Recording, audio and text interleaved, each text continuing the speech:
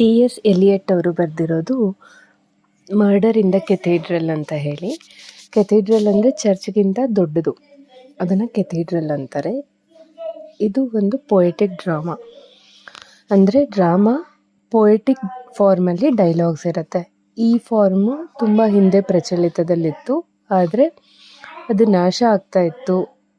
ಯಾವಾಗ TS. Elliott ಅವರು ಬರೆದಿರುವಂಥ murder in the ಕೆಥೀಡ್ರಲ್ famous ಆಯಿತು, ಈ ಪೊಯೆಟ್ರಿಕ್ ಡ್ರಾಮಾಗೆ ಮರುಜೀವನ ಸಿಕ್ಕಾಗಾಯಿತು. ಅದಾದಮೇಲೆ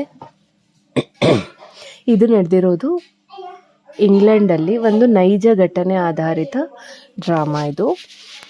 ಇಂಗ್ಲೆಂಡ್ನ ರಾಜ ಹೆನ್ರಿ II ಅವರು ಒಂದು ಸಲ ಥಾಮಸ್ ಬೆಕೆಟ್ ಅನ್ನೋರನ್ನ ನೋಡಿ ಇಂಪ್ರೆಸ್ ಆಗಿ, ಅವರ ವಿಚಾರಧಾರೆಗಳು ಇಷ್ಟ ಆಗಿ ಅವರನ್ನು ಕೆಥೀಡ್ರಲ್ದು ಹೆಡ್ ಮಾಡ್ತಾರೆ, ಅಂದರೆ ಆರ್ಚ್ ಬಿಷಪ್ ಆಗಿ ಮಾಡ್ತಾರೆ. ಅವರ ರಾಜಂದು ಅಭಿಪ್ರಾಯ ಏನಿರುತ್ತೆ ಅಂತ ಹೇಳಿದರೆ, ಹೀಗೆ ಮಾಡೋದ್ರಿಂದ ನನ್ನ ಕಡೆಯವ್ರನ್ನೇ ಕೆಥೀಡ್ರಲ್ ಹೆಡ್ ಮಾಡೋದ್ರಿಂದ ಚರ್ಚು ಕೂಡ ನನ್ನ ಕಂಟ್ರೋಲಲ್ಲೇ ಇರುತ್ತೆ, ರಾಜ್ಯ ಮತ್ತು ಮೋಸ್ಟ್ ಪವರ್ಫುಲ್ ಕೆಥೀಡ್ರಲ್ ಕೂಡ ನನ್ನ ಕಂಟ್ರೋಲಲ್ಲಿರುತ್ತೆ ಅಂತ ಅಂದ್ಕೊಂಡಿರ್ತಾರೆ. ಆದರೆ ಥಾಮಸ್ ಬೆಕೆಟ್ ಅನ್ನೋರಿಗೆ ದೇವರು, ರಿಲಿಜಿಯನ್, ಚರ್ಚ್, ಕ್ಯಾಂಟರ್ಬರಿ ಕೆಥೀಡ್ರಲ್ ಇದು ಇಂಪಾರ್ಟೆಂಟ್ ಮನುಷ್ಯನಿಗಿಂತ, ರಾಜನಿಗಿಂತ ಅಂತ ಅವರ ಅಭಿಪ್ರಾಯ ಇರುತ್ತೆ. ಹೀಗೆ ಶುರುವಾದ ವೈಮನಸ್ಯ ಅವರಿಬ್ಬರ ಮಧ್ಯೆ ಎಷ್ಟು ಜಾಸ್ತಿ ಆಗತ್ತೆ ಅಂತ ಹೇಳಿದ್ರೆ, ರಾಜ ಥಾಮಸ್ ಬೆಕೆಟ್ ಅವ್ರನ್ನ ಸಾಯಿಸಿಬಿಡ್ಬೋದು ಅನ್ನೋವಂಥ ಪರಿಸ್ಥಿತಿಗೆ ಬರುತ್ತೆ. ಅಷ್ಟು ವಿರೋಧ ಶುರುವಾಗತ್ತೆ.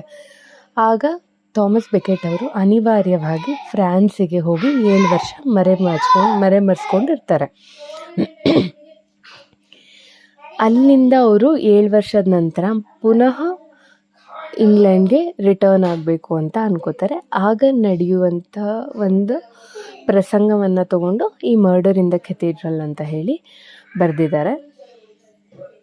ಅವರು 7 ವರ್ಷದ ನಂತರ ಬರ್ತಿದ್ದಾರೆ ಅನ್ನೋ ಸಂತೋಷ ಅಲ್ಲಿ ಜನಕ್ಕೆ. ಕೋರಸ್ ಅಂತ ಏನು ಹೇಳ್ತೀವಲ್ಲ, ಅವರು ಇಂಗ್ಲೆಂಡ್ನ ಜನತೆಯನ್ನು ರೆಪ್ರೆಸೆಂಟ್ ಮಾಡ್ತಾರೆ. ಇಂಗ್ಲೆಂಡ್ನ ಜನರು ಏನು ಯೋಚನೆ ಮಾಡ್ತಿದ್ರು ಅದನ್ನು ಈ ಕೋರಸ್ ಅವ್ರ ಮೂಲಕ ನಾವು ನೋಡ್ಬೋದು.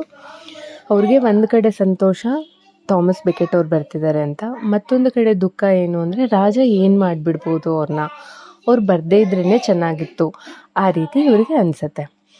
ಈ ಮರ್ಡರ್ ಇನ್ ದ ಕೆಥೀಡ್ರಲ್ 3 ಭಾಗಗಳಾಗಿ ಮಾಡಿದ್ದಾರೆ. ಪಾರ್ಟ್ 1 ಥಾಮಸ್ ಬೆಕೆಟ್ ಅವರ ಎಂಟ್ರಿ ಆಗುವಂಥ ಪ್ರಸಂಗಗಳು, ಮತ್ತು ಪಾರ್ಟ್ 2 ಅದೆರಡರ ಮಧ್ಯೆ ಇಂಟರ್ಲ್ಯೂಡ್ ಅಂತ ಹೇಳಿ, ಅಂದರೆ ಒಂದು ಇಂಟರ್ವಲ್ ಥರ ಇದೆ. ಇಂಟರ್ವಲಲ್ಲಿ ನಾವು ಥಾಮಸ್ ಬೆಕೆಟ್ ಅವರು ಮಾತಾಡೋದನ್ನು ನೋಡ್ಬೋದು. ಸೊ ಇವ್ರು ಬರ್ತಾರೆ ಕ್ಯಾಂಟರ್ಬರಿ ಕೆಥೀಡ್ರಲ್ಗೆ. ಅಲ್ಲಿ ಕೋರಸ್ ಅವರೆಲ್ಲ ಖುಷಿ ಆಗ್ತಾರೆ ಥಾಮಸ್ ಬೆಕೆಟ್ ಅವ್ರನ್ನ ನೋಡಿ. ಥಾಮಸ್ ಬೆಕೆಟ್ ಅವರಿಗೆ ಗೊತ್ತಿರುತ್ತೆ ಇಲ್ಲಿ ಬಂದರೆ ಏನಾಗಬಹುದು ಮುಂದೆ ಪರಿಸ್ಥಿತಿ ಅಂತ, ಅದರ ಅರಿವಿದ್ದೇ ಅವರು ಬಂದಿರ್ತಾರೆ. ಅಲ್ಲಿ ಬಂದಾಗ ರಾಜನ ಕಡೆಯವರು 4 ಜನ ನೈಟ್ಸ್ ಅವರು ಬಂದು ಹೇಳ್ತಾರೆ ಥಾಮಸ್ ಬೆಕೆಟ್ ಅವ್ರಿಗೆ, ನೀವು ಶರಣಾಗಿ ಅಂತ ಹೇಳಿ. ಆದರೆ ಥಾಮಸ್ ಬೆಕೆಟ್ ಅವರು ಶರಣಾಗಲ್ಲ. ಇಲ್ಲ, ನಾನು ಶರಣಾಗಲ್ಲ, ಏಕೆಂದರೆ ನಾನೇನು ತಪ್ಪು ಮಾಡಿಲ್ಲ ಅನ್ನೋವಂತಹ ಭಾವನೆ ಅವ್ರದ್ದು. ಆವಾಗ 4 ಜನ ನೈಟ್ಸ್ ಹೇಳ್ತಾರೆ, ಹಾಗಾದರೆ ರಾಜನ ಸಂದೇಶ ಇದೆ, ನೀವು ಶರಣಾಗಲ್ಲ ಅಂದರೆ ನಾವು ನಿಮ್ಮನ್ನು ಸಾಯಿಸಬೇಕಾಗತ್ತೆ ವಿಧಿ ಇಲ್ದಲೆ ಅಂತ ಹೇಳಿ.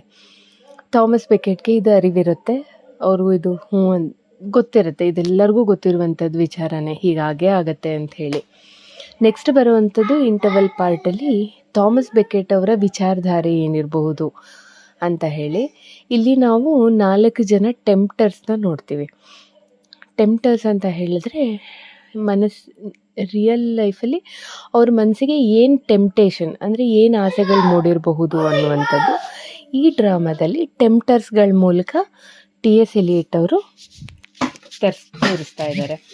ಮೊದಲನೇ ಟೆಂಪ್ಟರ್ ಬಂದು ಹೇಳ್ತಾನೆ, ನೀವು ಯಾಕೆ ಮೊದಲಿನ ದಿನಗಳನ್ನ ನೆನಪಿಸ್ಕೋಬಾರ್ದು, ರಾಜನ ಜೊತೆ ನೀವೆಷ್ಟು ಚೆನ್ನಾಗಿದ್ರಲ್ಲ ಆ ದಿನಗಳನ್ನ ನೆನಪಿಸ್ಕೊಳ್ಳಿ, ಅದೇ ದಿನಗಳು ಮತ್ತೆ ಬರಬಹುದು ನೀವು ರಾಜನ ಜೊತೆ ಇದ್ದರೆ ಅಂತ ಹೇಳ್ತಾನೆ.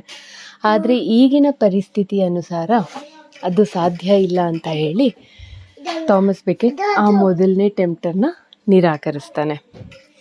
2ನೇ ಟೆಂಪ್ಟರ್ ಬರ್ತಾನೆ, ಅವನು ಹೇಳ್ತಾನೆ, ಈಗ ನೀವು ಚಾನ್ಸ್ಲರ್ ಆಗ್ಬೋದು. ಮೊದಲು ಆರ್ಚ್ ಬಿಷಪ್ ಆಗಿದ್ರಿ, ಈಗ ಈ ದೊಡ್ಡ ಕ್ಯಾಂಟರ್ಬರಿ ಕೆಥೀಡ್ರಲ್, ಇಂಗ್ಲೆಂಡ್ಗೆ ದೊಡ್ಡ ಕೆಥೀಡ್ರಲ್, ಇದು ಪ್ರಮುಖವಾದ ಕೆಥೀಡ್ರಲ್, ಇದಕ್ಕೆ ನೀವು ಚಾನ್ಸ್ಲರ್ ಆಗ್ಬೋದಲ್ಲ ಅಂಥೇಳಿ ರಾಜನ ಜೊತೆ ಒಪ್ಪಂದ ಮಾಡಿಕೊಂಡ್ರೆ. ಆದರೆ ಇದು ಕೂಡ ಥಾಮಸ್ ಬೆಕೆಟ್ಗೆ ಇಷ್ಟ ಆಗಲ್ಲ. ಅವ್ರು ಯಾವುದೇ ಪದವಿಗೋಸ್ಕರ ಬದುಕಿರೋದಿಲ್ಲ, ಹಾಗಾಗಿ ಅವರು ಅದನ್ನು ನಿರಾಕರಿಸ್ತಾರೆ, ಸಾಧ್ಯ ಇಲ್ಲ ಅಂತ ಹೇಳಿ. ನೆಕ್ಸ್ಟ್ ಬರೋದು ಮೂರನೇ ಟೆಂಪ್ಟರ್.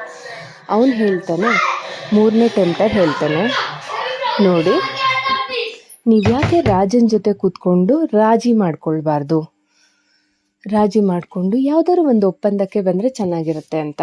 ಆದರೆ ಥಾಮಸ್ ಬೆಕೆಟ್ ಇದು ಸಾಧ್ಯ ಇಲ್ಲ ಅಂತ ಹೇಳಿ ಆ ಮೂರನೇ ಟೆಂಪ್ಟರ್ನ ಕೂಡ ನಿರಾಕರಿಸ್ತಾರೆ. ಆಗ ಬರುವಂಥದ್ದೇ ನಾಲ್ಕನೇ ಟೆಂಪ್ಟರ್. ಆ ನಾಲ್ಕನೇ ಟೆಂಪ್ಟರ್ ಹೇಳ್ತಾನೆ, ನೀವು ಯಾಕೆ ಹುತಾತ್ಮ ಆಗಬಾರ್ದು, ಅಂದರೆ ಆವಾಗ ನಿಮ್ಮ ಹೆಸರು ಚರಿತ್ರೆಯಲ್ಲಿ ಅಜರಾಮರವಾಗಿರುತ್ತೆ, ನೀವು ಪ್ರಪಂಚ ಇರೋ ತನಕನೂ ಫೇಮಸ್ ಆಗಿರ್ತೀರ, ಥಾಮಸ್ ಬೆಕೆಟ್ ಅನ್ನೋ ಹೆಸರು ಕಡೆ ತನಕ ಉಳಿಯತ್ತೆ. ಆಗ ಥಾಮಸ್ ಬೆಕೆಟ್ ಇದು ಕೂಡ ತಪ್ಪು ಅಂತ ಹೇಳಿ ನಿರಾಕರಿಸ್ತಾರೆ. ಅಂದರೆ ಅವ್ರು ಹೇಳುವಂಥದ್ದೇನು ಅಂದರೆ, ಈ ನಾಲ್ಕನೇ ಟೆಂಪ್ಟರ್ ಎಲ್ಲದಕ್ಕಿಂತ ಡೇಂಜರಸ್. ಏನಕ್ಕೆ ಅಂತ ಹೇಳಿದ್ರೆ, ಒಳ್ಳೆ ಕಾರ್ಯವನ್ನು ಕೆಟ್ಟ ಉದ್ದೇಶದಿಂದ ಮಾಡ್ದಂಗಾಗತ್ತೆ. ನನ್ನ ಹೆಸರು ಗಳಿಸ್ಬೇಕು ಅನ್ನೋ ಕಾರಣಕ್ಕೆ ನಾನು ಜೀವತ್ಯಾಗ ಮಾಡೋದಲ್ಲ, ಸತ್ಯದ ಪರವಾಗಿ ಅಥವಾ ನಾನೇನು ಅಂದ್ಕೊಂಡಿದ್ದೀನಲ್ಲ ಅದು ಸರಿ ಅನ್ನೋ ಕಾರಣಕ್ಕಾಗಿ ನಾನು ಜೀವತ್ಯಾಗ ಮಾಡಿದ್ರೆ ಒಳ್ಳೆಯದು ಅಂತ ಅವರ ಅಭಿಪ್ರಾಯ. ಈಗ ನೆಕ್ಸ್ಟ್ ಪ್ರೀಸ್ಟ್ಗಳು ಬರ್ತಾರೆ ಪಾರ್ಟ್ 2 ಅಲ್ಲಿ. ಅವರು ಹೇಳ್ತಾರೆ, ನೋಡಿ ಈಗ ನೈಟ್ಗಳು ಬಂದು ನಿಮ್ಮನ್ನು ಅಸಾಸಿನೇಷನ್ ಮಾಡ್ಬೋದು, ಅಂದರೆ ಅಸಾಸಿನ್ ಮಾಡ್ಬೋದು, ನಿಮ್ಮನ್ನು ಸಾಯಿಸ್ಬೋದು, ಅದಕ್ಕೆ ನಾವು ಚರ್ಚ್ ಬಾಗಿಲು ಹಾಕಿಬಿಡೋಣ ಅಂಥೇಳಿ.